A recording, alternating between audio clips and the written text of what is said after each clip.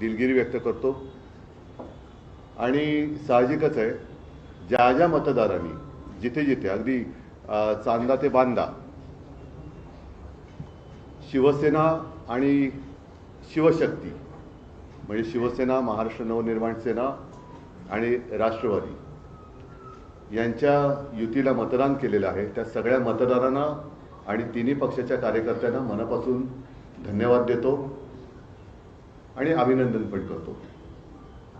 या निवडणुका फार विचित्र किंवा अत्यंत घाणेरड्या पद्धतीने सत्ताधारी पक्षाकडनं लढवल्या गेल्या। जणू काही प्रत्येक निवडणूक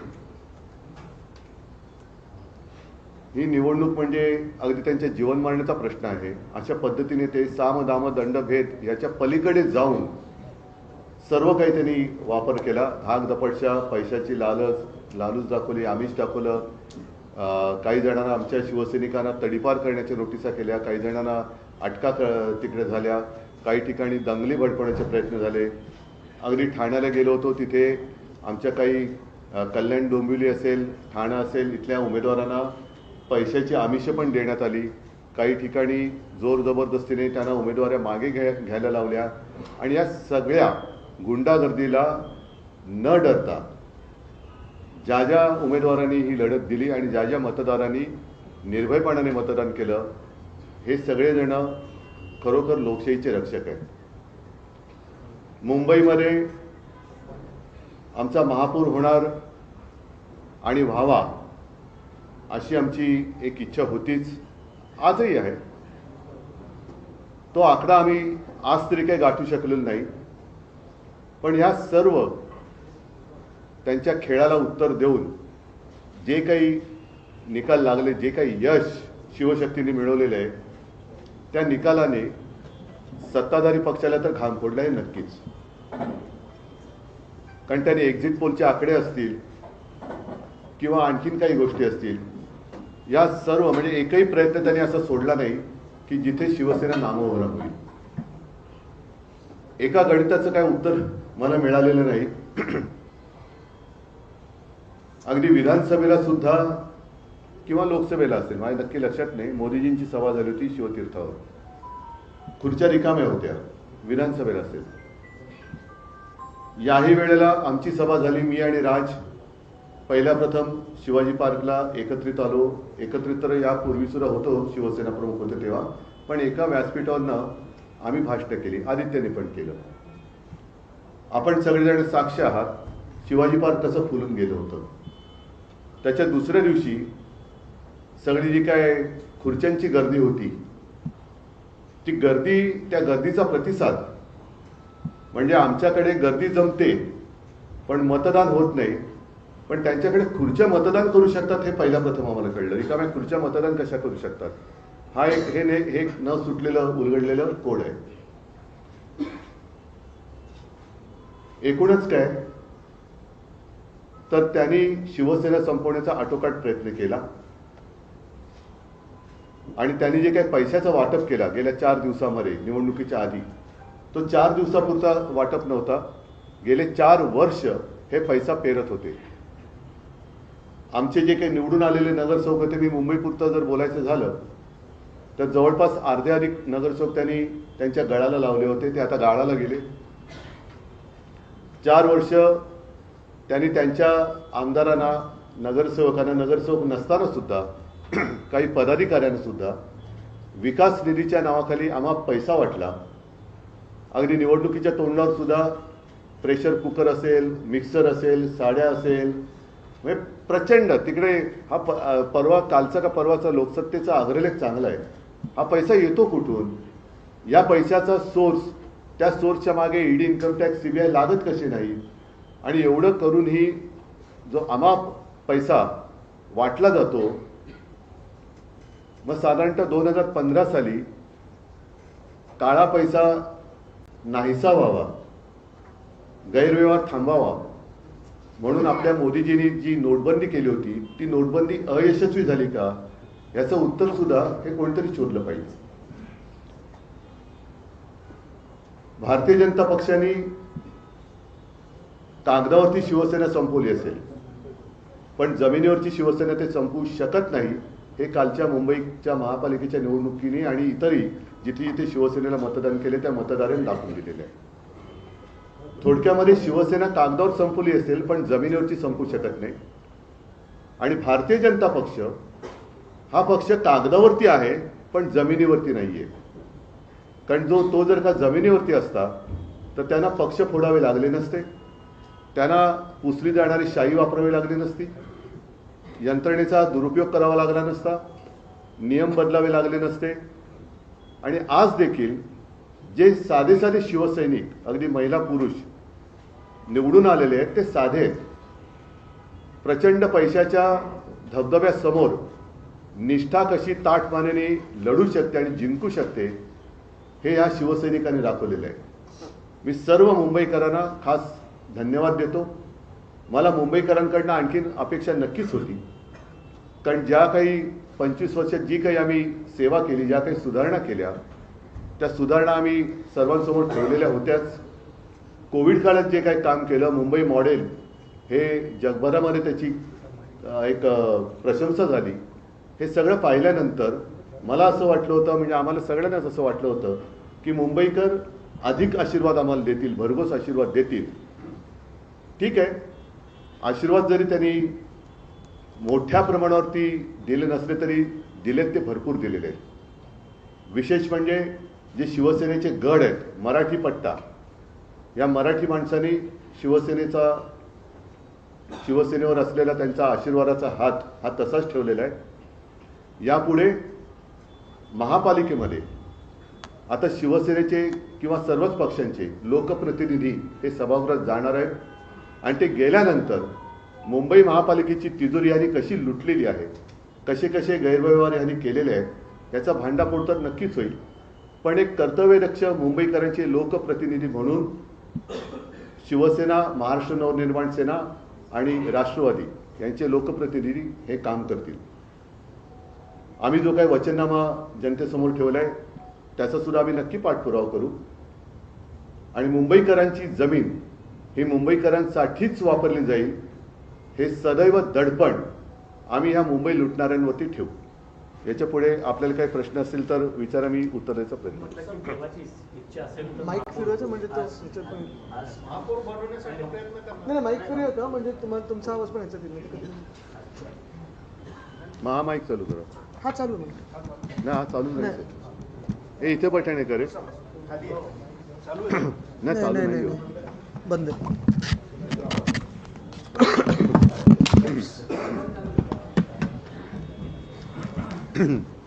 मगाशी नगरसेवकांशी बाहेर बोलताना बोललाय की देवाची इच्छा असेल तर महापौर होईल. देवाचा म्हणजे देवाची, हा मेवाची नाही.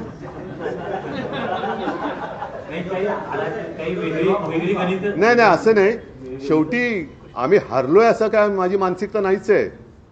आम्ही हारलेलो नाहीच आहोत. कारण ज्या पद्धतीने ही निवडणूक ते लढले त्याला तोडीस तोड उत्तर आम्ही दिलेलं आहे. थोडाफार फरक आहे, याचा अर्थ लगेच काही. आणि आता त्यांना टेन्शन आहे, कारण शेवटी एकदा फुटलेली, फोडून आणलेली माणसं ही टिकवण्याचं टेन्शन हे फोडणाऱ्याला जास्त असतं. मला नाही आहे टेन्शन. बाळासाहेब ठाकरेंचं जन्मशताब्दी वर्ष आहे, त्यामुळे आम्हाला 2.5 वर्ष महापौर देण्याच्या वर्षी तुम्हाला शिंदेच्या शिवसेनेचे नेते करतायत. त्यांचा संबंध काय पण बाळासाहेबांशी? त्यांचा संबंधच नाहीये. उद्धवजी त्यांचे जे नगरसेवक आलेले शिंदेनी ते ताज हॉटेल नगरसेवक निवडून आलेले ते आता ताज हॉटेलला इथे काही दिवस ठेवणार आहेत. काय त्यांना भाजपची भीती वाटते, कारण ते जाऊ दे आता, जास्त काही न बोललेलं बरं. कारण ते एकदा फुटलेले लोक कधी फुटू शकतात, सगळ्यांच्या संपर्कात असू शकतात.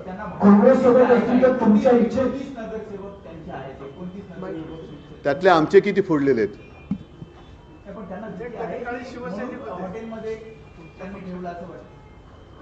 आता ज्यांनी ठेवले त्यांना विचारा. काँग्रेस सोबत एक मिनिट. तुमच्या इच्छेनुसार महापौर मुंबईत बसला असता. उद्धवजी, काँग्रेस सोबत असती तर तुमच्या इच्छेनुसार आज मुंबईत महापौर असता का? हा जरा बंद करू. हा काय म्हणता?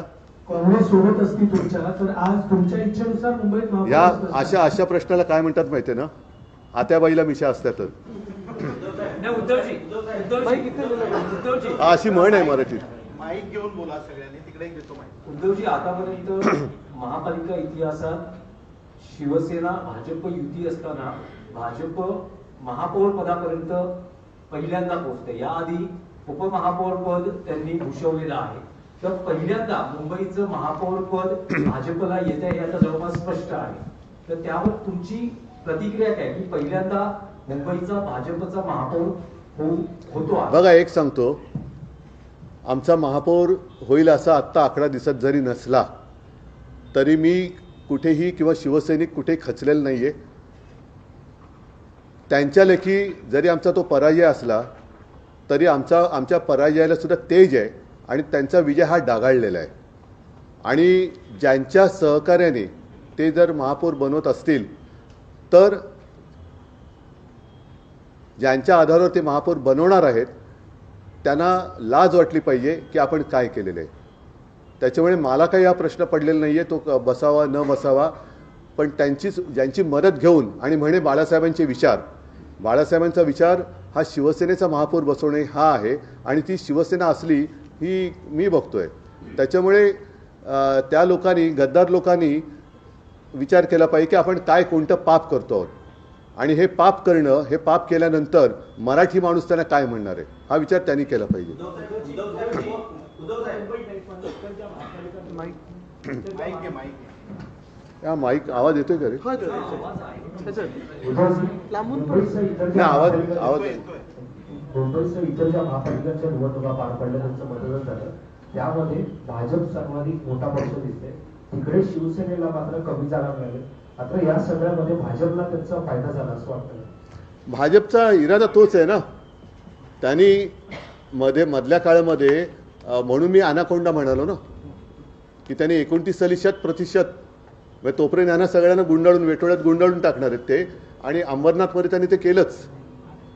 जिथे गरज असेल त्या गरजेपुरतं ते वापरणार आणि फेकून नेणार. तोपर्यंत त्यांचा पक्ष आणि सगळं संपून टाकलेलं असेल. त्याच्यामुळे मला शिवसैनिकांचा अभिमान आहे की ठीक आहे, काही काळा प्रतिकूल असतो पण प्रतिकूल काळामध्ये हिंमत न हरता लढतोय आम्ही आणि लोक आमच्या सोबत आहेत याचा मला नक्की अभिमान आहे. एमआयएमच्या 8 जागा ज्या आहेत त्या पंकजी माईक दिलं. उपमुख्यमंत्री शिंदे ज्या प्रभागामध्ये रहिवासी आहेत ते संविधानिक पद नाहीये. ज्या प्रभागामध्ये नाही पण म्हणून कोण असं ते पहिलं नीट सांगा. ते संविधानिक पद नाहीये. शिंदे ज्या प्रभागामध्ये कोण शिंदे? त्यांचा वाढदिवस आहे. शिंदे ज्या प्रभागामध्ये राहत आहेत त्या प्रभागामध्ये तुमच्या उमेदवाराने, ठाकरेंच्या उमेदवारांनी शिंदेच्या उमेदवाराचा करेक्ट काय नाव त्यांचं? कोणाचं? त्या उमेदवाराचं नाही मला माहिती.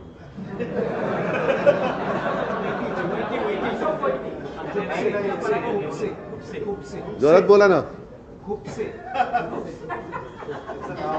खूपसे म्हणजे दोन्ही अर्थाने आहे. खूपसे काही समजण्यासारखं आहे आणि खूपसे म्हणजे खूपसे. उद्धवजी, जी माईक दे, माईक. आकडेवारी, माझा आवाज आहे खणखणीत, जी आकडेवारी आहे ठाकरे बंधूंची, त्यात असं एक विश्लेषण केलं जात आहे की मनसेची शिवसेना पक्षाला जास्त मदत झाली तुमच्या पक्षाला आणि तुमचे नगरसेवक नाही, जास्त निवडून आले. तुलनेत मनसेचे तितकं संख्याबळ निवडून आलेल्या नगरसेवकांचं दिसत नाही. नाही, आता हे शिवसेना भवनचा वॉर्ड हा आम्ही दिला ना, त्यांना निवडून पण आला. त्याच्यामुळे असं काही नाही आहे की त्यांची आम्हाला झाली आमची त्यांना नाही झाली, असं काही नाही आहे. दोन्हीकडे आता कार्यकर्त्यांमध्ये सुद्धा एक वाक्यता खूप छान, कारण मी आदित्य सगळेच आम्ही जे काय फिरलो त्या सगळीकडे शिवसेना आणि मनसे असा काही भेदभाव आम्हाला कुठेच दिसला नाही. छान एक दिलाने आम्ही लढलेलो आहोत. उद्धवजी, काँग्रेस चर्चेत उद्धवजी, नव्हती. पुढच्या झेडपीच्या निवडणुका येत आहेत. या झेडपीच्या निवडणुकांमध्ये सुद्धा मनसेसोबत तुमचा अलायन्स कायम राहील आणि येणाऱ्या पुढच्या निवडणुकांमध्ये सुद्धा? आम्हाला आधी कालचे आत्ताच माझे नगरसेवक जिंकून आले त्यांचे पेढे खातोय. काय आता बोलेन ना मी. काय हरकत आहे? हरकत काय? संयुक्त पत्रकार परिषद पुन्हा बघायला मिळेल. कारण आज तुम्ही एक म्हणजे युतीत लढलात. पण अरे एक गोष्ट तुमच्या लक्षात येत नाही. या आमची निकालांचं विश्लेषण करण्यासाठी जर संयुक्त पत्रकार परिषद झाली नाही, पण विश्लेषण तुम्ही लोक करतात ना, तेच विश्लेषण आम्ही बघतोय. पण एकत्र आहोत, मी मागेच बोललो, एकत्र आलो ते एकत्र राहण्यासाठी बैठक पण होणार आहे. होईल, सगळं होईल, सगळं होईल. नाही, पण उद्धवजी, जी काँग्रेस संपूर्ण महापालिका त्याला काहीतरी जी काँग्रेस संपूर्ण महापालिका निवडणुकीत चर्चेतही नव्हती, त्याचे 28 नगरसेवक आले आहेत. चांगली गोष्ट. तर तुम्ही एकत्रित लढले असते तर आणखी चित्र पण- वेगळं, म्हणजे महाविकास आघाडी आणि मनसे असे मिळून एकत्र लढले असते तर आणखी चित्र वेगळं असतं. ह्या प्रश्नाचं उत्तर मी थोडं वेगळ्याने देईन की जिथे जिथे भारतीय जनता पक्षाचे नगरसेवक निवडून आलेत तिथे त्यांच्या विरोधातल्या सगळ्यांची मतं जर का एकत्र केली तर ती खूप जास्त होते. बरं, दुसरी गोष्ट काय, गेल्या वेळेला आमचे 84 निवडून आलेले, भाजपचे 82 आले होते. त्यांनी शहासेना केली, आमचे काही गद्दार फोडले, तरीसुद्धा त्यांचे 82चे 89 झाले. आमचे अर्धे अधिक फोडले होते तरीसुद्धा 54 फोडले होते तरीसुद्धा आमचे 65-66 निवडून आले. ही शिवसेनेची ताकद आहे. आणि त्यांनी ज्या क्षणी, आता बघूया, या 21 का 22 जानेवारीला सुप्रीम कोर्टात सुनावणी आहे. पुढची तारीख कधी जून जुलैची, ऑगस्टची मिळते, डिसेंबर जानेवारी फेब्रुवारी मार्च एप्रिल मेची 2028 29 30 सालची कधी मिळते ती बघू आपण. पण तो जर का निकाल संविधानाप्रमाणे लागला आणि त्यांचं नाव चिन्ह गेलं तर त्यांना मग त्यांचा उपयोग काय राहिला? उपयोग शून्य होईल. त्यांचा जन्मच किंवा ती फोडाफोडी शहासेनेची एवढ्यासाठी झाली की शिवसेनेच्या मतदारांमध्ये गोंधळ निर्माण करणं. कारण ती जर का शिवसेना एक असती तर भाजपने किती, म्हणजे आता जसं आकाश पातळ एक केलं तसं आकाश पातळ इतर ग्रह जरी एक केले असते तरी भाजप काय वाढू शकलं नसतं. आणि भाजप वाढलेलंच नाहीये, त्यांनी सगळे बाहेरची लोक मांडीवर घेतलेत. 8 MIMचे उमेदवार जे आहेत ते निवडून नगरसेवक झालेले आहेत. शिवडीसारख्या भागामध्ये समाजवादी पक्षाचा उमेदवार निवडून आले आहेत. काय कारण आहे MIMचे उमेदवार एवढ्या मोठ्या संख्येने निवडून गेले? 8 त्यांना इतरांपेक्षा जास्त मतं पडली.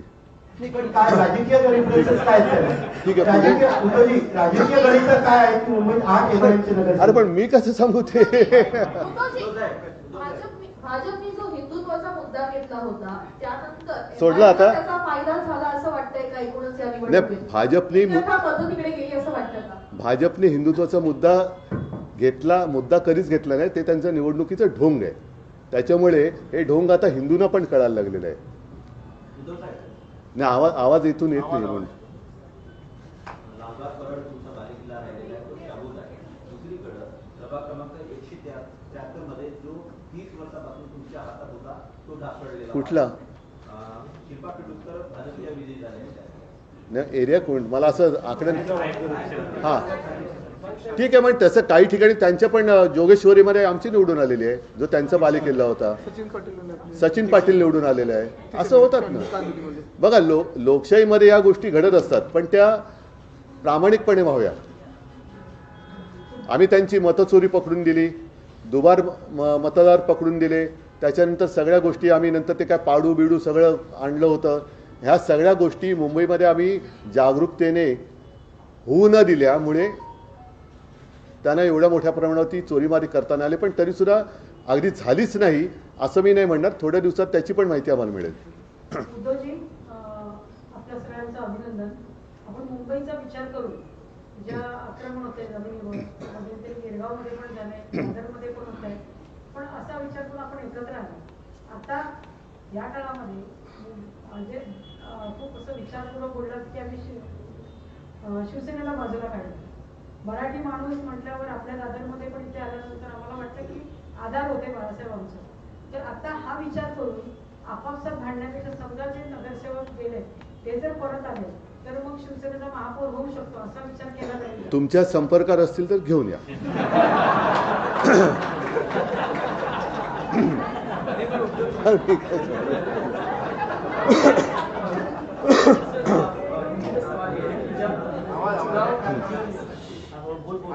चुनाव प्रचार जब शुरू भी नहीं हुआ था उसके पहले हमने मुंबई में कई जगह होर्डिंग देखी थी जिसमें लिखा गया था जब चुनाव प्रचार शुरू हुआ था कि उसके पहले मुंबई में कई जगह होर्डिंग लगी थी.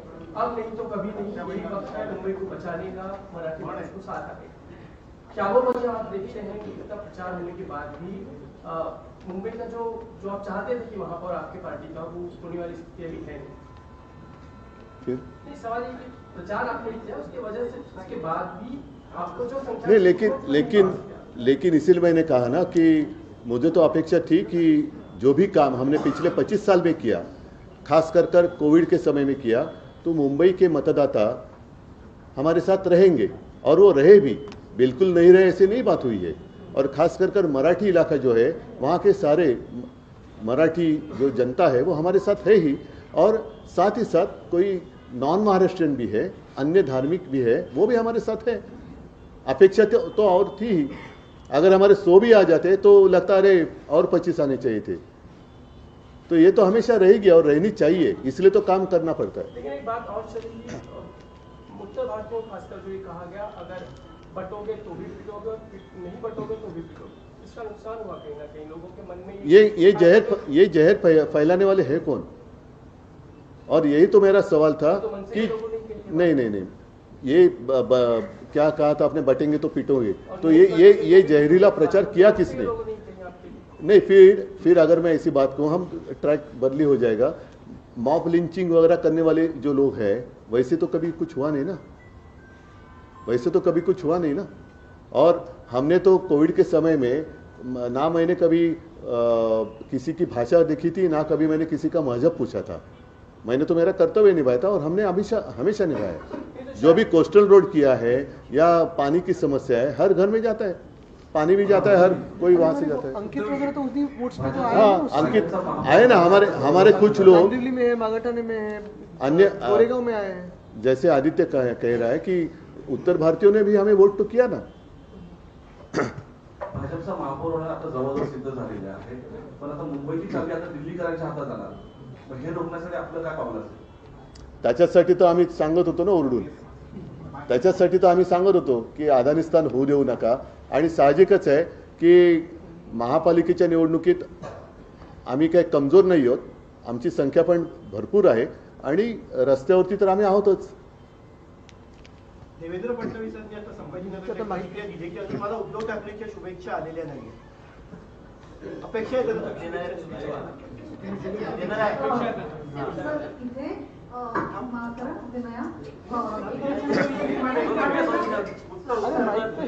काय माईक फिरू तर देवेंद्र फडणवीसांनी म्हटल्यावर अजून उद्धव ठाकरेंच्या शुभेच्छा नाही, येणारात का फोन करून शुभेच्छा द्यायला मला मी तेवढा काही खतरूड नाहीये, पण साहजिकच आहे एवढे सगळे त्यांनी कर्मकांड केल्यानंतर आम्ही जी त्याला टक्कर दिले त्याचंही कौतुक त्यांनी केलं पाहिजे। सर, एक प्रश्न असा विचारायचा आहे, ह्या वेळेला राज्य निवडणूक आयोगाकडे ज्या कंप्लेंट्स केल्या गेल्या त्यापैकी एक कंप्लेंट जी नवीन होती ती म्हणजे शाही बद्दलची, इंडेलिबल इंक। आता त्या संदर्भात राज्य निवडणूक आयोगाने सांगितलंय की ज्यांनी हे पुसण्याचा प्रयत्न केला त्यांच्या विरुद्ध आम्ही नाही, अशा निवडणूक आयुक्ताबद्दल विरुद्ध जनता ऍक्शन घेईल। त्यांनी लोकांच्या भावनेशी खेळ करू नये, ते म्हणजे कोणी ब्रह्मदेवाचा बाप नाहीयेत, त्यांनी लोकशाहीचा अपमान करू नये। लोकशाहीचा अपमान केला तर निवडणूक आयुक्तांना सुद्धा शिक्षा करावी लागेल। पण हा इशू कितपत सिरियस आहे? नाही, मी दिला ना, आता बोललो नाही, मी उत्तर दिलेलं आहे की त्यांनी लोकभावनेचा अनादर करू नये, संविधानाचा अनादर करू नये। संविधानापेक्षा निवडणूक आयुक्त मोठे नाहीत, ते सुद्धा एक मतदार आहेत, त्यांना सुद्धा मतदानाचा अधिकार असतो। ते जर एका पक्षाला मतदान करू शकत असतील याचा अर्थ ते सुद्धा निष्पक्षपातीपणाने काम करू शकतात का, हा प्रश्न त्यांना विचारायला लागेल। आणि दुसरा प्रश्न असा आहे की राज्यभरातले जे आकडे आले त्याचं एकंदरीत विश्लेषण करता तुम्हाला असं वाटतं का की 2029च्या निवडणुकांसाठीचं हा प्रिव्ह्यू आहे किंवा त्यावेळेला कशी हे एकंदरीत राज्याचं चित्र दिसेल त्याबद्दल हे लक्षण आहे? आपल्या मराठीमध्ये काही म्हणी आहेत, त्याच्यात एक म्हण खूप छान आहे, अति तेथे माती। ह्यांचा आता अति होते त्याच्यामुळे त्याची माती व्हायला वेळ नाही लागणार, म्हणजे 29 सुद्धा खूप लांब झालं। सर, हिंदी में एक सवाल है कि अब महाराष्ट्र में और मुंबई में रिजॉर्ट पॉलिटिक्स जो है वो शुरू हो चुकी है। महापौर को लेकर आप क्या कहेंगे? आप लोगों की ड्यूटी हालांकि उतनी नहीं है, लेकिन उसके बावजूद कुछ आगे का प्लान अगर आप बता पाएं। नहीं, मैं क्या बता सकता हूँ। अभी पहले किसने कहा ना, अभी वो मांग कर रहे हैं, हाँ, तो पहले तय होने दो। 2.5 साल में उनमें जो आए हैं, अगर पहले 2.5 साल महापौर बनेगा क्या, कि फिर और किसी उनकी पार्टी तोड़कर ये महापौर, जैसे मेरी पार्टी तोड़कर मेरा ही मुख्यमंत्री बनाया था, वैसे उनकी पार्टी तोड़कर वो महापौर बनाएंगे क्या? वो देखने जैसी चीज अभी इंटरेस्टिंग होगी ये बात। मुझे लगता है कि उनकी पार्टी तोड़कर वो महापौर बनाएंगे, भाजपा महापौर बनाएगी। दुबार मतदानासंदर्भात आपण नेहमीच वोकल होता, तर आपल्यापर्यंत बूथवरनं दुबार मतदानाच्या काही केसेस आल्या का, कंप्लेंट्स आल्या का तुमच्या कार्यकर्त्यांकडनं, आणि त्याचं पुढे काय? काही ठिकाणी आलेले आहेत, अनेक ठिकाणी मतदार यादीतून नावं नसल्याच्या तक्रारी आल्या आहेत। विशेष म्हणजे गणेश नाईकांचं नाव नव्हतं, हे मी कालच्या पत्रकार परिषदेत पण बोललो। एका मंत्रिमंडळातल्या मंत्र्याचं नाव मतदार यादीत नसणं, त्याला मतदानाच्या दिवशी केंद्र शोधताना टांगा त्याचे दुखतात, हे फार गंभीर आहे।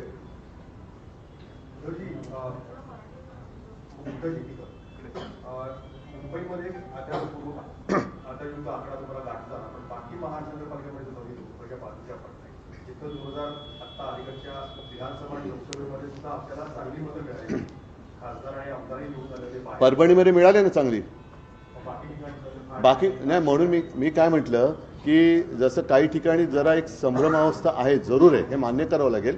थोडा संभ्रमाची जी धूळ आहे ती खाली बसल्यानंतर लोकांना खरं आणि खोट्यातला फरक कळेल। आपण मुंबईवर जास्त लक्ष केंद्रित केलं, बाहेर जास्त फिरला नाही, त्याच्यामुळे ते झालं। तुम्ही आपण गेला हे आहे सत्य, म्हणून मी त्यांची दिलगिरी पण आता व्यक्त केली, जिथे मी जाऊ शकलो नाही तिथे दिलगिरी व्यक्त केलेली आहे। आणि दुसरी गोष्ट अशी की शेवटी ज्या पद्धतीने साधन सामुग्री, याचा अर्थ तुम्हाला कळतो, चा वाटप पलीकडनं झाला, एवढी साधन सामुग्री आम्ही आणू शकत नाही, कारण आम्ही मुळामध्ये ज्या पद्धतीने ते पैसे ओरबाडतायत, महापालिकेची तिजोरी रिकामी करणं, इतर काही गोष्टी करणं, त्या वृत्तीचे आम्ही नाही आहोत। सर लेकिन सवाल ये कि जो पूरा एमएमआर रीजन कभी शिवसेना का ही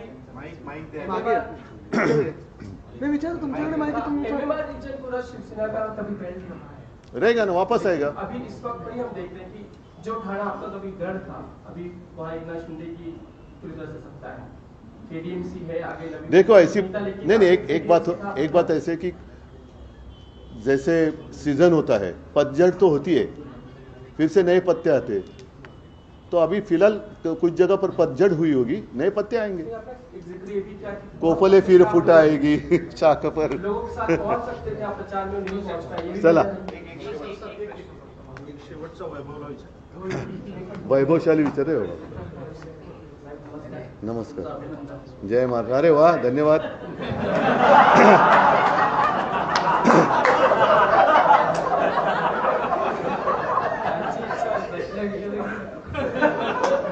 नाही विचारलं तरी चालेल, नाही आता धन्यवाद दिले त्याला साजेचा प्रश्न विचार। प्रश्न ईव्हीएम वर होता, लोकसभाच्या नंतर त्याच ठिकाणी ईव्हीएम वर संशय घेण्यात आला, विधानसभेनंतर तर ईव्हीएम दुबार मतदानावर आक्षेप होता। आता महापालिकेत ज्या पद्धतीने तुम्हाला मॅन्डेट मिळालंय, आता ईव्हीएम बद्दल तुमचं काय? बघा, एका रात्रीत मत काय बदलू शकत नाही, म्हणजे तसं एका रात्रीत मत बदलायचं असेल तर ईव्हीएम वरतीच तेही मतदान झालं पाहिजे। त्याच्यामुळे आत्ता ह्या सगळ्या गोष्टीचा आम्ही आढावा घ्यायला लागलेलो आहोत। काही ठिकाणी अनपेक्षित निकाल हे नक्कीच लागलेले आहेत। ज्या पद्धतीचं मुंबईमध्ये वातावरण होतं, तुम्ही स्वतः अनुभव केलेला आहे, एक लाट वाट होत होती, म्हणजे मतदान एकतर्फी होईल असं चित्र याही वेळेला होतं, विधानसभेच्या वेळेला होतं। पण एका गोष्टीचं मला जरा एक गंमत वाटते की मतदान झाल्याबरोबर एक्झिट पोल जे यायला लागले, असे एक्झिट पोल घेणारी लोक मला तरी कुठे काही दिसलेले नाहीत। म्हणजे एक्झिट पोल कोणत्या पक्षाच्या कार्यालयातून दिले गेलेत का, आणि बरोबर आकडे त्याच्यानंतर जणू काही सकाळ जशी मतदानाला सुरुवात झाली, मतपेट्या उघडण्याच्या आधीच तिथले आकडे जाहीर व्हायला लागले। हे कसे काय कळले होते? म्हणजे मतपेट्या म्हणजे आम्ही फोन करत होते, नाही साहेब अजून आमच्या मतपेट्याच उघडलेल्या नाही आहेत। अरे पण टी व्हीवर दाखवत आहेत तर नाही, आणि नंतर बघतो तर थोडं वेगळं व्हायला लागलं। त्याच्यामुळे हे सगळं अनाकलनीय हा विषय आहेच। बरं, यावेळेला व्हीव्हीपॅट काढली गेली, म्हणजे एक गोष्टी तुम्ही जास्तीत जास्त गूढ करत चाललेला आहात, आणि हा एक मूळ जो आमचा आक्षेप आहे की बॅलेट पेपरवरती मतदान का व्हायला पाहिजे, कारण मी मतदार आहे, लोकशाहीमध्ये माझ्या मताला ही अमूल्य किंमत आहे। माझं मत हे कुठे जाते ते शेवटपर्यंत कळण्याचा माझा अधिकार तुम्ही हिसकावून घेतलेला आहात. आता त्यावेळेला मला ते असं झूमध्ये जसं एखादा प्राणी दाखवत तशी माझं त्या व्हीव्हीपॅटवरती रिसिप्ट दाखवत होता, तर ती पण नाही दाखवत. म्हणजे तुम्ही त्याच्यापेक्षा मग आणि त्याच्यानंतर ज्या पद्धतीने मुंबईमध्ये गुंडागर्दी करून अर्ज मागे घ्यायला लावत होते, मग निवडणूक पुढे आता EVM पण नाही राहणार, डायरेक्ट डिक्लेअर होतील. हां, तर त्याच्यामुळे आम्ही आमचं काही मत अजून बदललेलं नाही. काही ठिकाणी जिकडे संशय आहे तिकडे संशय आहे आणि त्याच्याबद्दल सुद्धा जेव्हा आमच्या हाती काही लागेल तेव्हा आम्ही बोलू. ठीक आहे, सगळ्यांना धन्यवाद. हां, नाही आता नको. सर, एक काळ सर्वात मोठी गोष्ट अशी आहे की भाजप मुंबईमध्ये वाढली कशी. एक काळ असा होता की काँग्रेसचे खासदार बाळासाहेबांच्या मदतीशिवाय निवडून येत नव्हते. मुरलीधर असतील, गुरुदास कामत असतील, सुनील दत्त असतील. मग त्यानंतर आता कुठेतरी आपल्या पण काही चुका झाल्या का भाजप एवढी मोठी विस्तारली मुंबईमध्ये? नाही, त्यांना जाऊ दे, जास्त शब्दात काही मी विचित्र बोलत नाही. पण त्यांना त्यावेळेला मी भाषणात बोललोय की बाळासाहेबांनी त्यांना जर का तेव्हा 2 घास भरवले नसते तर भाजपाचा राजकारणात कुपोषणाने तेव्हाच बळी गेला असता. चला, सगळ्यांना धन्यवाद. जय हिंद, जय महाराष्ट्र.